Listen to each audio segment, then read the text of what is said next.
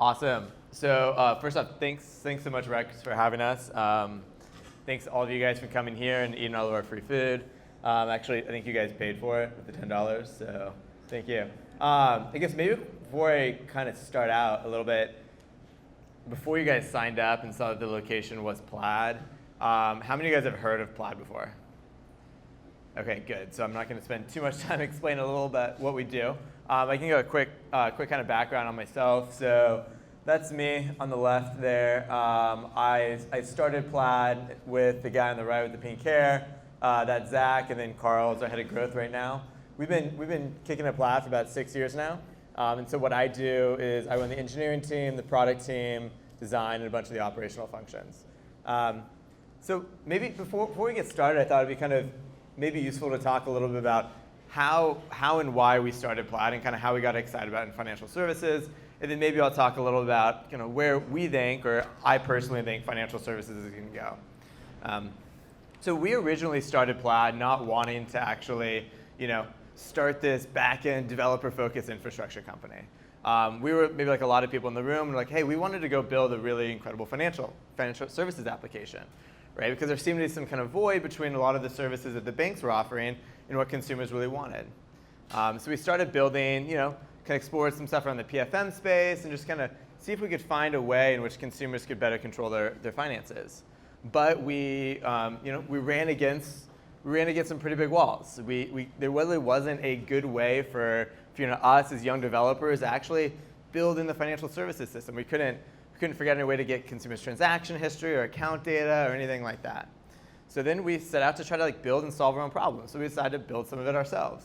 And then from there, we started to realize that actually the infrastructure we were building was way more valuable than actually any kind of shitty consumer application that we could build. We weren't really consumer guys. We really liked the infrastructure side of things. And so then we kind of doubled down from here, and that's kind of how Plaid was born. And kind of along the ways, we've developed a couple theses on financial services that has really been part of our core mission today. So one, this is probably going to resonate with a lot of people here. 10 years ago, 20 years ago, or maybe 200 years ago, the relationship between you and the financial system has been fairly stagnant, right? You interact with a bank with the branch, or maybe you can go super high tech and you can pull money out of an ATM or something like that. Right? And that's kind of been the way it's lasted for almost 100 years. But then now, it's changed a little bit. Now you're going to interact with your mobile application with your bank, on your phone, your iPhone, or your Android, or something like that. And then maybe you're going to have one or two applications. Maybe you'll buy stocks on E-Trade or Robinhood, or send money to your friends on Zelle or Venmo or something like that. The long term, what we're really trying to build is we think things are going to be a little bit more decoupled. There's not going to be one financial system, and there's not going to be one company that's going to do 10, 15, 20 different portfolios of products. You're going to have a specialized system that's just handling your wealth, handling your brokerage accounts, sending payments, sending money to your friends, rent. All these different things are going to be kind of bespoke applications on your phone. Maybe you're going to still have a one-to-one relationship with your bank. Maybe you're still going to have your deposits in that entity. But in many ways, it's going to be a little bit more behind the scenes than it is right now. And so we think as a company, the most powerful place to be is actually that infrastructure layer that's building that network in behind it. It's the one kind of enabling that data to be completely inoperable behind the scenes, and so anybody can go build a new application from scratch. We're obviously still a pretty long ways away from that, but that's really the world that we want to build into. So one metric we look at is kind of its growth in financial services. So kind of a bar chart here, where one is we have green, we have selected fintech market cap. We kind of took a basket of financial service fintech companies and looked at the growth over time. You can kind of develop whatever basket you want, and you're really looking at about a 20 to 25% CAGR on this. Right? And then you look at kind of fintech VC funding, and across the board, you really see this exponential curve kind of coming into 2018. We think this is a really, really strong side for fintech, and something that we're really, really excited about. I think what's really important here is to think about, hey, this is just kind of fintech as we think about this. This is going to be, PayPal, Square, Stripe, Robinhood, kind of like these big fintech companies we think today. But I think one of the more important and I think really exciting trends we're seeing is that every company is actually starting to become fintech. It's not that controversial to think that every company needs to be like a a tech company, right? Every company needs to be, on the cloud. These are kind of paradigms that I think at this point we mostly believe. We think over the past couple years, and definitely over the next decade, there's going to be a new shift, where all companies actually need to be fintech companies. All companies need to be financial services companies. If you look at a company like Airbnb, if you look at a company like Uber, actually financial services is now a very, very large part, if not the core of what they do. They get Uber, Airbnb, sure, they're logistics companies, sure, they're housing companies. But what are they doing? They're actually just kind of moving payments from point A to point B. It's a core part of their infrastructure, it's a core part of their business model. If you look at some of the trends we see in insurance, and in large and small insurance companies, they are in many ways becoming financial services companies as well. So, I actually don't think this is driven by VC funding. This isn't driven by small startups. This is driven by a huge amount of innovation coming from the bottom, but also a huge amount of innovation coming from the top as well. We have many, many more players moving into fintech and moving into financial services. So kind of, maybe talk a little bit about, where Plaid sits. So it sounds like a lot of people know this, but a little bit of what we do is we connect into 9,600 financial institutions into the US and Canada. And we empower any sort of consumer to take the data they have in their accounts and permission that to any financial application they want. On the back end, on the other side, we provide, we think, a really incredible consumer and developer SDKs to allow any developer to go build a really incredible application. In the startup side, we power a lot of people in the cryptocurrency space, like Coinbase, Circle, anything like that. A lot of people in the peer-to-peer payment space around Venmo, Square Cash. Bunch of the consumer applications you may have heard of, such as like Acorns or Robinhood or anything like that. And then on the enterprise side, we work with companies like Square, Microsoft, PayPal, financial institutions. We work with a variety of financial institutions as well. Really with the long-term vision that we want everybody to move into financial services, whether you're a small startup, whether you're a small developer, whether you're an enterprise looking to build financial services in your core, we want you to be building off of Plaid. But anyway, it's kind of like, what hopefully you guys are here for is there's a lot of people that actually want to build into fintech, build into financial services, really define that future for what the consumer financial services landscape can look like and build something from scratch. We have well over 10,000 developers built on the platform. A small minority of them are actually paying us money. So definitely encourage people to go build, sign up online. You can use our product for free for a while and go build something really incredible. But anyways, that's kind of want to tell you a little bit about the story of Plaid, kind of what we're here to do, a little bit on perspective on we think where financial services is going. I was told I had 10 minutes. That definitely was not 10 minutes. So I'm more than happy to kind of answer any questions you guys have about Plaid, myself, where we think financial services is going, or anything like that. Cool. Go. I mean, North America is predominantly where you guys are operating, but I don't know if it's Europe or the UK, they just said that you have to give access, the banks have to give access to third parties to their data. How does that affect you guys? And then similarly, in Europe, you have the GPDR or GDPR, whichever one it is. In terms of records, how does that also affect you? And maybe you're not in Europe at all, so not relevant. Yeah, totally. So the question was kind of how does PSD2, the OBWG in Britain, stuff like that affect us? And what that is, it's a government mandated program where by a certain time, which is now expired, banks have to provide some level of data portability and open APIs. I think it's an interesting move. It's a good move from the EU. I think it is. I think there are probably better ways to roll it out. I think if you look at it, there's actually been. It was all supposed to be done, I think, a couple months ago, and only one bank has actually done it. I think the incentive structure probably wasn't in the right way. I think the amount of data that the banks actually had exposed to developers wasn't really in the right way. I think long term, I think it could be successful. I think right now it's definitely not there. I think there's a lot of there's a bunch of Yodely people in the audience. I think they provide aggregation in Europe, and I think they've done a good job kind of navigating that. I think the aggregation space is definitely pretty developed in Europe. So I think in many ways it's good. I think it's great. I think even in the US, there's 9,600 institutions. From a developer point of view, you don't want to integrate with every single one of them. I think time will tell if kind of what it plays out in Europe. So when we pull POS data from Plaid, for example, find that the data is usually like really spotty. like people's POS integrations are like completely all over the place. One thing you guys do is really nice, the machine learning over the category of thing. You guys looking at doing more like inferring data from like this very high level, high volume data, trying to clean up the data for developers, or like how do you guys see that? Yeah, totally. So I think his question was kind of sometimes data can be spotty on the long tail of institutions, and kind of how do we and what's our plans for providing a little bit more context on top of the data.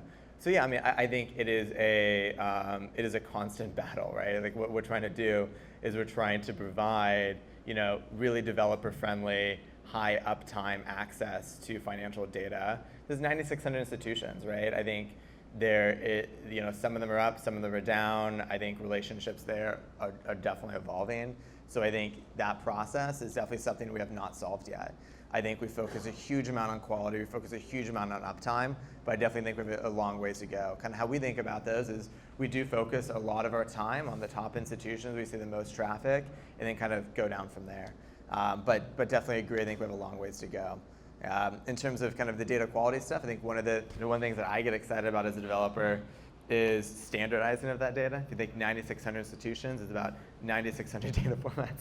And so, and they all display categorical information, merchant data, location data, all differently.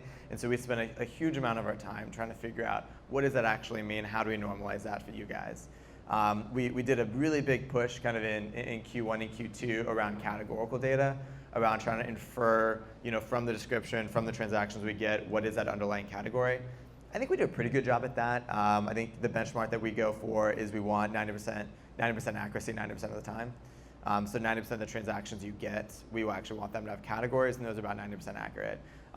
We feel confident that we're hitting that right now. That being said, it's definitely not 99%, so that's really where we're going to go. I think where we did put a larger push in 2017 was more on location data and trying to get extra metadata. We did focus on categories in 2018, and hopefully we'll do another push in 2019 around some of that as well. But I think there's a lot of room to go there. I think there's a lot of really interesting stuff. I think one of the things that we've seen a huge uptake in is actually using that category for different types of decision making, different sort of analysis. I think there are, when we first started, a lot of people were doing things like PFMs, how do we display budgets and stuff like that. I think that is interesting, but I think some of the more interesting stuff is more around like decisioning, analysis, risk modeling, different things like that. And so we have a huge amount of clients dependent on our categories for that. And so we are going to invest pretty heavily there. Hi, so from the picture here, you can see how like on one side there's all the financial, facing flow and then plans and the center of everything. Security becomes a big concern. So how are you guys focusing on security, and then related but slightly unrelated fraud detection, sound detection, which kind of comes naturally. So I'd like to hear more on how much you're focusing on security and fraud detection. Yeah, totally. So the question is about security. I think it's something that I'm actually kind of excited to talk about. I lead the security team, so I can ramble for a while, so I'll try to keep it short. But I'll kind of answer it in two ways. And so one is from a kind of company perspective, one's from a product perspective. I'll answer the product one first, since it's usually a little bit more interesting. So when Zach, my co-founder, and I got in this space, there was a couple of different players in the space. There was Yodlee, there was Finicity, and Quovo. They were all in the space. And kind of in their model, in the same model that we started out with, was as a developer, it was your responsibility to collect credentials and pass them to your application, and then your application would pass them to this backend service, right? Makes a ton of sense, kind of how standard APIs worked, and that's kind of where we started. But over time, we realized that actually that's not the optimal way to do things, right? Because actually it opens up an entirely large security vector, because now you have all of these applications, these thousands of applications that are now holding credentials. That's kind of scary, because as a company, I can't control what they're doing with that, right? I can't guarantee their security. So what we did is about in 2017, rolled out something called Plaid Link. And what it is a JavaScript SDK, an iOS SDK that actually sits client side, where we're actually directly collecting those credentials from the consumer, and we're passing those directly to Plaid. So actually, as an application developer, you never have to touch those credentials. So from a UI perspective, it's better, but mostly from a security perspective, you actually take out a really large security vector away from the equation and centralizes that risk. So from a security perspective, I think that's probably the largest leap that we've made in the industry, and definitely one of the things that we're most proud of. And I think from internally, from a security perspective, kind of how we think about it is security needs to be a product. I think at a lot of companies, you have this like, you have a security team or something. It's like an InfoSec team. It's kind of like you throw it over the wall, right? It's like as application developer, you build something, and your security team's gonna make sure that it's safe. I think from us is we view security as a first-class product. Just like our product engineering, just like our API, just like everything else, it's a first-class product. It's something that everybody needs to be thinking about. Something when we design a system from the ground up, security is the #1 thing we think about. Security is not a responsibility of somebody over the fence. It's a responsibility of every single engineer on the team. Just make it a core value and a core part of your product is something that I think we've found is probably the best way to build a company and best way to make sure everything is secure. So you have what 9,600 banks, so 9,600 banks over there, credit unions. How long does it take for you to establish your relationship with the bank, saying that you're Plaid friendly, and how many banks and credit unions you guys have right now, and how long does it take? What's the process, this side of the equation, how long does it take? Yeah, because there's different technology for banks, and still some of them is still in mainframe, right? So what do you guys do? Yeah, so totally. So takes 6 years because we're about 6 years old. So we definitely did not like start. We were like 9,600 banks. Like when we started, we had one integration, which was American Express. It's great integration, but we had one, and then we had two, then we had three, and then we had four. And the nice thing when we started, we actually didn't need to have like 9,600 institutions. We started out with about 10 because majority of our clients were like really small, trendy fintech companies that were pretty much serving like West Coast millennials. And they all pretty much banked with like 5 banks. So we had like 95% penetration. Then as we got larger and we hit scale, we obviously had to go to the long tail. So Seema, who's going to chat later, is probably the best thing that we ever did. Is I'm not probably the best to go in and talk to banks. They don't take me super seriously, and sometimes I open my mouth in ways that I shouldn't do. So it was a really incredible team. So Seema, she joined us from American Express in the Treasury Department, and she hired a really big team. And so their job is to actually go and establish relationships with the banks. In terms of like how much time does it take per bank, it really, really depends on the bank. I mean, I think we view financial institutions, and I fall in this trap as well. It's kind of like one class, but really there's so many different perspectives. Like a small town credit union, they're very, very different to work with than a super regional, than like a large national bank or something like that. So unfortunately, there's really there's no one kind of clear answer on how long it takes. But I think with anything, like relationships are ever evolving. When we started out, our relationship with them was very different. Now, if you think about like Citi and American Express, they're investors in our company. A lot of them are clients, and so I think there's always different ways in which you can work with them and invest in them. Yeah. Good. So there's Capital One on the list. Yes. Do you have an update on what's going on? Oh, Capital One. So Seema's like, William, watch yourself. So I think our relationship with Capital One, I think, is ever evolving.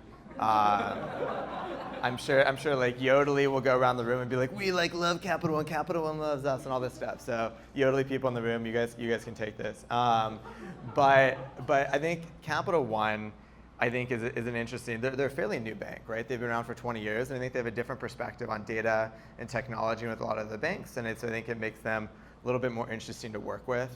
I think historically, some of the press has talked about our negative relationship with Capital One. I think that's definitely overblown. I'd say our relationship with Capital One is not, candidly, as good as it is with Chase, Bank of America, Wells Fargo, and a bunch of other things. But I think we're confident in the short term that we're going to have a much closer relationship and hopefully enable all the Capital One consumers to hook up to Plaid and all these applications. That was like the very political answer. Find me afterwards. Cool. One more question. Go ahead. Isn't the OFX supposed to address that problem? So if you a little louder. OFX API, like Open Financial Exchange API, Yeah. is supposed to address the problem. If you look at the specification, they said that 9,600 banks are already deployed the specification, so that anyone can basically fix the So his question is kind of like, what's OFX? So OFX is a standard that was like jointly developed between Microsoft and Intuit for a long time. I was actually involved with a lot of the working groups for a long time, and then from there, there's another spin out. There's all these different spec and working groups.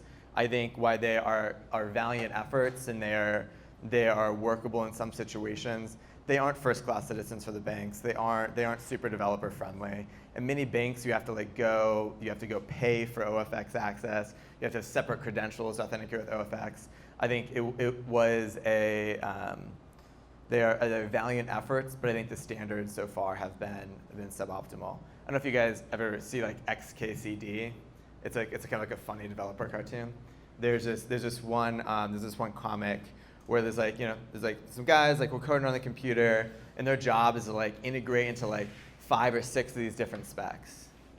And then like it goes to the next page, and they're like, oh man, like I wish there was like one spec to rule them all. I wish there was a spec that just like sat over everything and integrate with that. The next slide is like the 7th spec was introduced. And I do think we have a little bit of that problem right now in Europe, in England, in the US, is our fix every problem is like, we're going to go build another spec that will solve all the other problems. In the you just end up having like all of these implementations of all these different forks across all these different specs, and there's really no unification, and it kind of defeats the problem. And I think in the long term, I have high aspirations for different specs like OFX. I think we're still a long ways away. Cool. With that, I'm getting cut off. I'm going to talk about Baker, hand it over to Baker, but really appreciate you guys coming, hanging out with us a little bit. And then we'll be hanging out if you guys want to have any other questions, or ask me hard questions about Capital One or anything like that. I'll be around.